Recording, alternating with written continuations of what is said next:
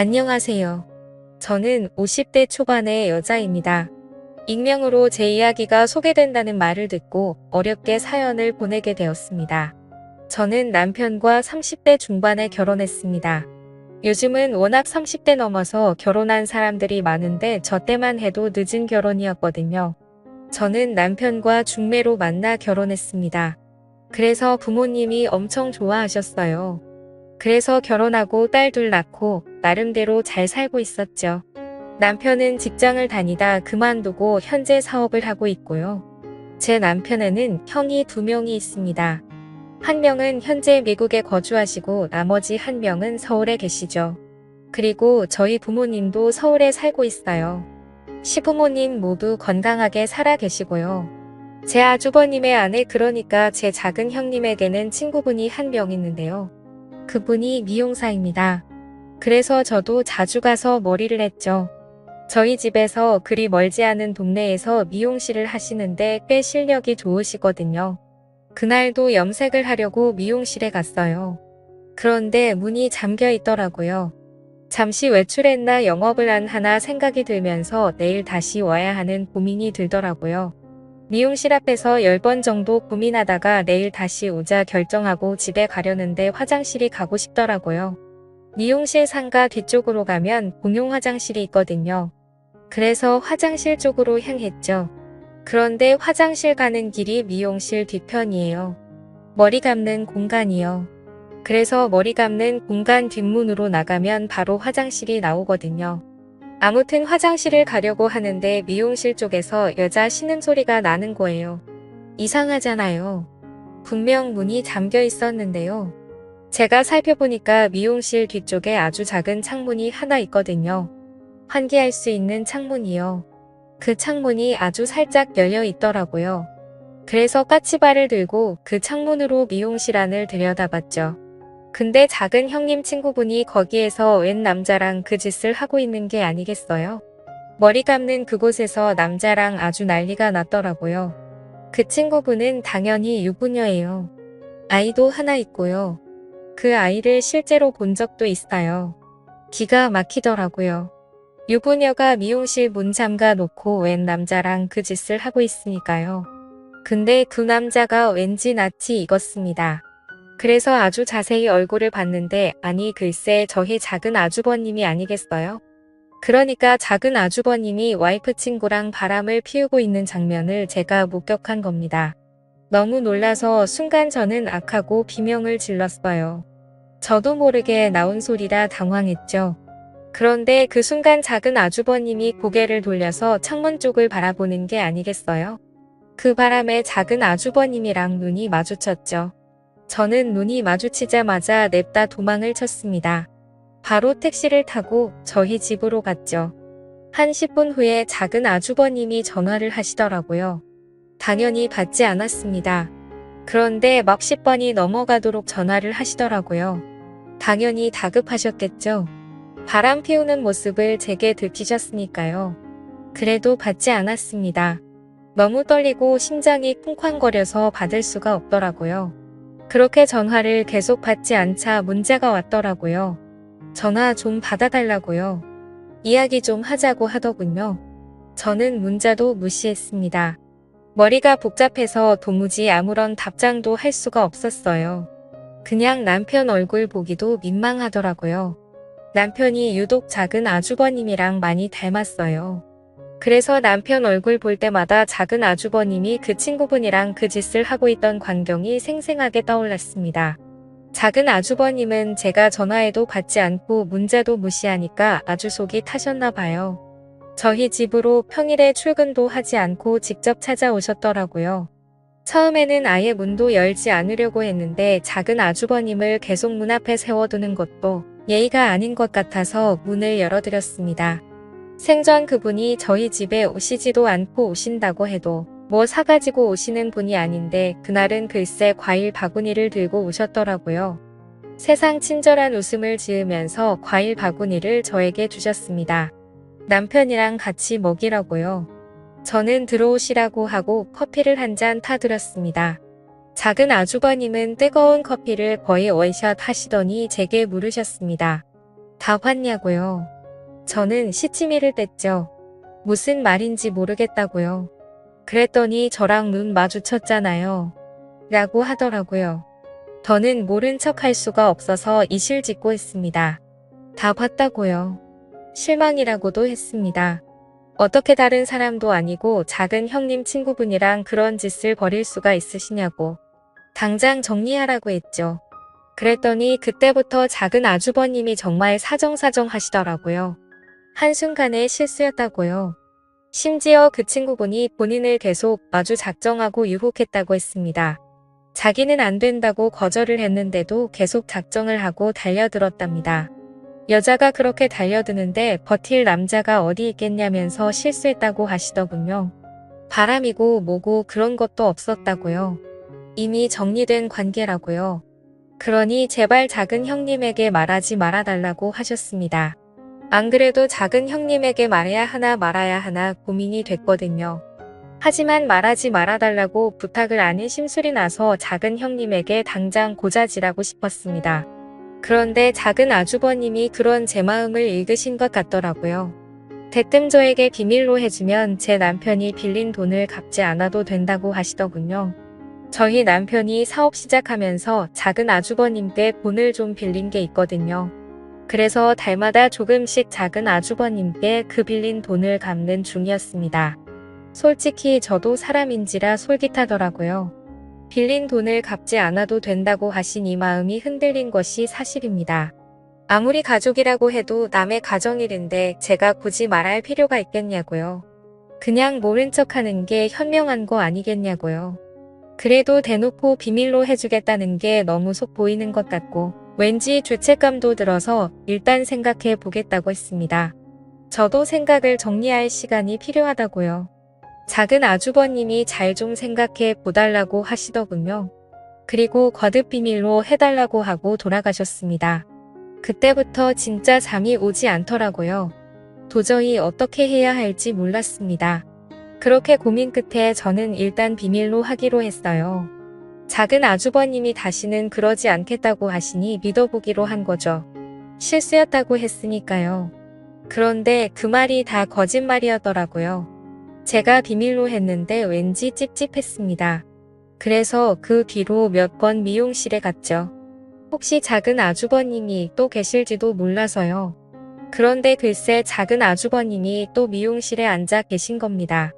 작은 아주버님이 그 친구분이랑 커피를 마시고 계셨는데 아주 다정해 보이더라고요. 누가 봐도 사랑을 나누는 연인 사이였습니다. 그 모습을 보고 바로 다음 날에 작은 아주버님께 전화해서 따졌죠. 친구분이랑 만나고 계신 거 다 봤다고요. 왜 거짓말 하시냐고요. 왜 정리를 안 하세요? 그랬더니 아주버님은 정리를 하려고 했는데 그 친구분이 자기랑 헤어지면 죽겠다고 했답니다. 그래서 도저히 정리할 수가 없었대요. 그런데 시간을 주면 반드시 정리하겠다고 하시더군요. 그때부터 왠지 저도 모르게 작은 아주버님이랑 공범이 된 것만 같아서 죄책감 때문에 남편 얼굴도 잘 볼 수가 없었어요. 그래서 고민하다가 그 친구분을 찾아갔습니다. 그리고 아주 잘 타일렀어요.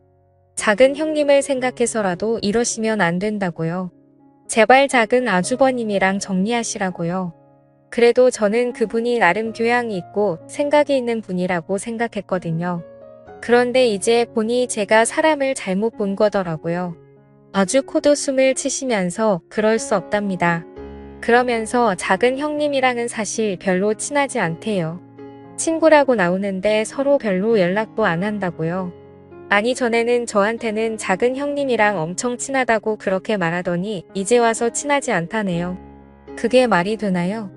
그래서 제가 유부남이 이러면 안 되는 거 아니냐고 했더니 사랑하는데 그게 무슨 상관이냐 하더군요. 그러면서 본인은 작은 아주버님이랑 재혼할 거라고 했습니다. 자기 남편에겐 이미 이혼하자고 말한 상태고 자기는 무서울 게 없대요. 작은 형님이 모든 사실을 알아도 무서울 게 없답니다. 상간녀 취급을 받아도 작은 아주버님만 있으면 상관이 없다고요. 작은 아주버님에게 아주 푹 빠진 것 같았죠. 저는 작은 아주버님께 확실히 정리하라고 했습니다. 그분은 헤어질 생각이 없어 보이고 작은 아주버님이랑 결혼을 하겠다고 하는데 그럼 안 된다고요. 하루빨리 정리하라고 했죠. 알겠다고 하더군요. 시간만 주면 정리하겠다고요. 그리고 나서 2주쯤인가 모르는 번호로 연락이 와서 받았더니 그 작은 형님 친구분이더라고요. 무슨 일이냐고 물었더니 만나자고 하셨습니다. 할 말이 있다고요. 그래서 미용실로 찾아갔더니 엉엉 울면서 작은 아주버님이 바람을 피운다고 하더라고요.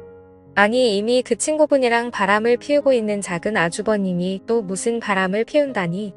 제가 그게 대체 무슨 소리냐고 했더니 글쎄 작은 아주버님에게 또 다른 여자가 있답니다. 본인이 얼마 전에 알아냈다고요. 자기가 그 여자 누구냐고 따져 물으니까 알 거 없다고 하면서 헤어지자고 했습니다. 이미 다른 여자를 사랑하게 됐다면서요. 저를 붙잡고 엉엉 울면서 말하더라고요. 그런데 제가 듣다가 대체 그런 말을 왜 나한테 하는 거냐고 했더니 저보고 작은 아주버님 좀 설득해달래요. 그래서 뭘 설득하냐고 했더니 그 여자랑 헤어지라고 말을 해달랍니다. 기가 막히더군요.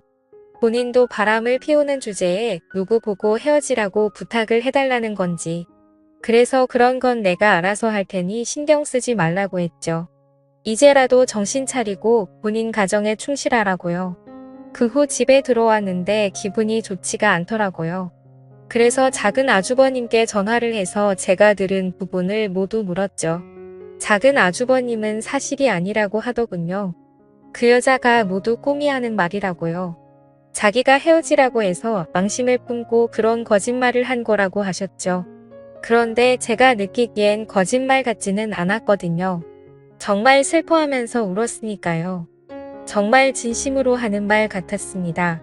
저는 작은 아주버님이 또 다른 여자와 바람을 피우고 있다고 확신했습니다. 이쯤 되니 모르는 척 하는 것도 죄스럽겠더라고요. 그래서 남편에게 모두 말했습니다. 그동안 있었던 일을 전부 말했어요. 당연히 남편은 화를 냈죠. 왜 이제야 말하는 거냐고 엄청 뭐라고 했습니다. 저보고 그 돈 안 갚아도 된다고 해서 흔들린 거냐고요. 솔직하게 말했죠. 흔들렸다고. 그래도 이제라도 정신 차리고 사실을 말하는 거라고요. 남편이 작은 아주버님께 전화를 해서 정말 엄청나게 뭐라고 하더라고요. 서로 고성이 오고 갔습니다. 휴대폰 너머로 작은 아주버님이 신랑에게 욕을 하는 소리도 들렸고 아주 난리가 났어요.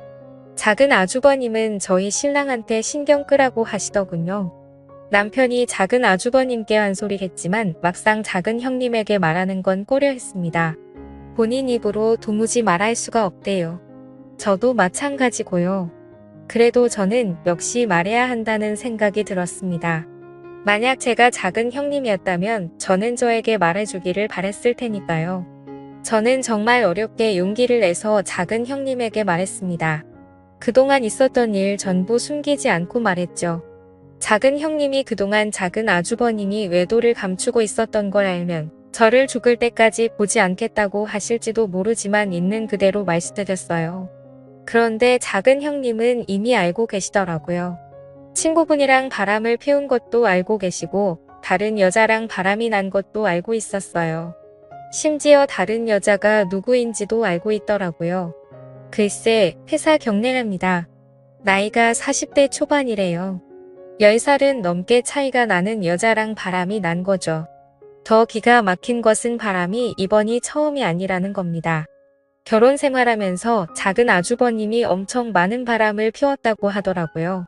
그걸 알면서도 작은 형님은 지금까지 모른 척 눈 감아준 거였고요.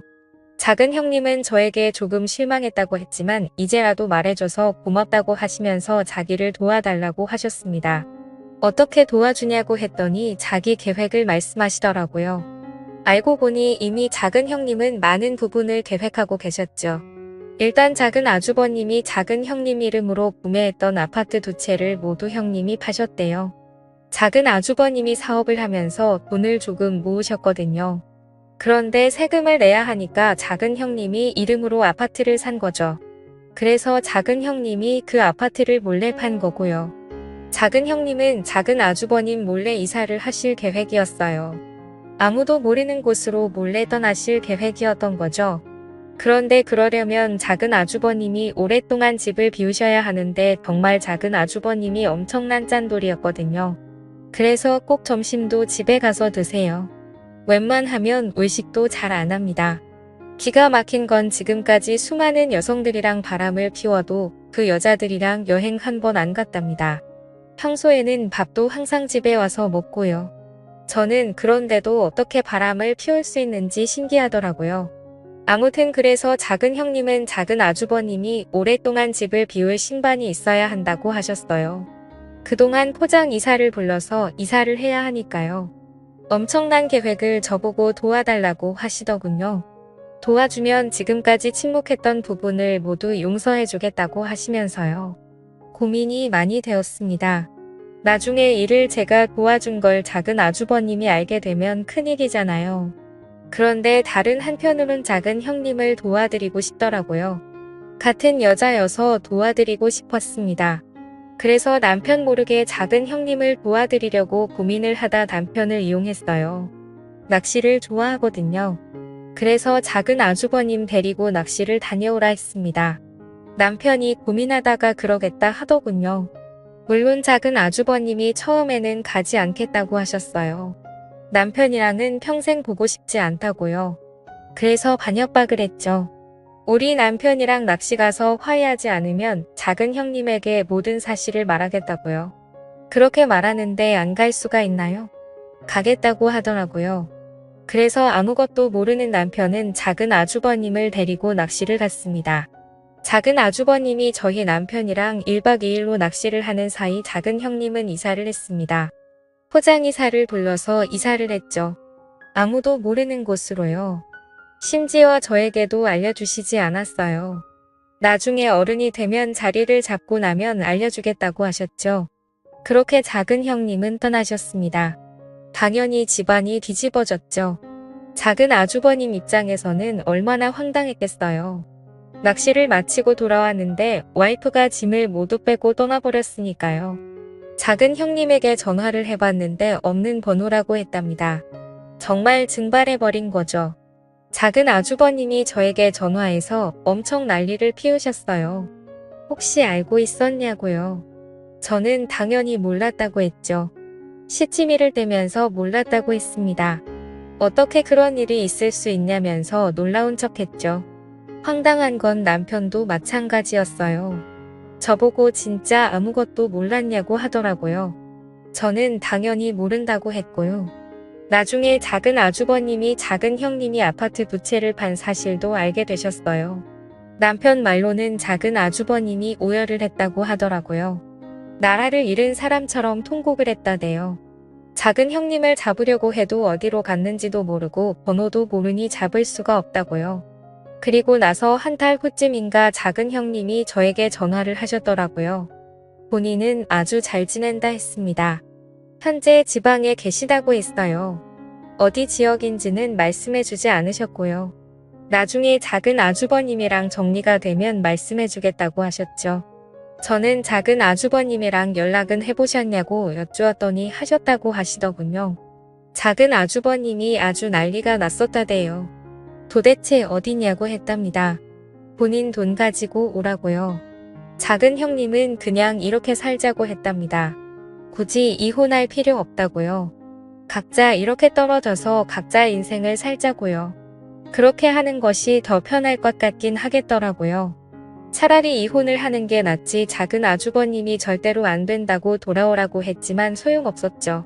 돌아갈 생각이었다면 애초에 작은 형님이 그런 계획을 세우지도 않았을 겁니다. 그 일로 인해 작은 아주버님은 지금까지 바람을 피셨던 것을 시부모님께도 들키게 되었습니다. 그래서 또 한바탕 난리가 났었죠. 그리고 시부모님이 작은 아주버님이랑 저희 부부를 불러서 이게 대체 무슨 일이냐고 화를 내셨어요. 그리고 작은 아주버님에게 지금까지 밖에서 어떤 짓거리를 하고 돌아다니길래 이런 사단이 난 거냐고 하셨죠. 시아버지께서는 너 같은 자식 필요 없으니 다시는 본인 눈에 보이지 말라고도 하셨어요. 그 소식이 미국에 계신 큰 아주버님에게도 들리셨나 봐요. 당연히 큰어머니께서 말씀을 하셨겠죠. 남편 말로는 큰 아주버님이 작은 아주버님께 전화를 해서 엄청 욕을 하셨대요. 부끄럽다고 하시면서 평생 반성하며 살라고 했답니다. 재수씨 괴롭히지 말라고요. 그냥 그렇게 살라고 했답니다. 작은 아주버님도 큰 아주버님에게는 꼼짝 못해요.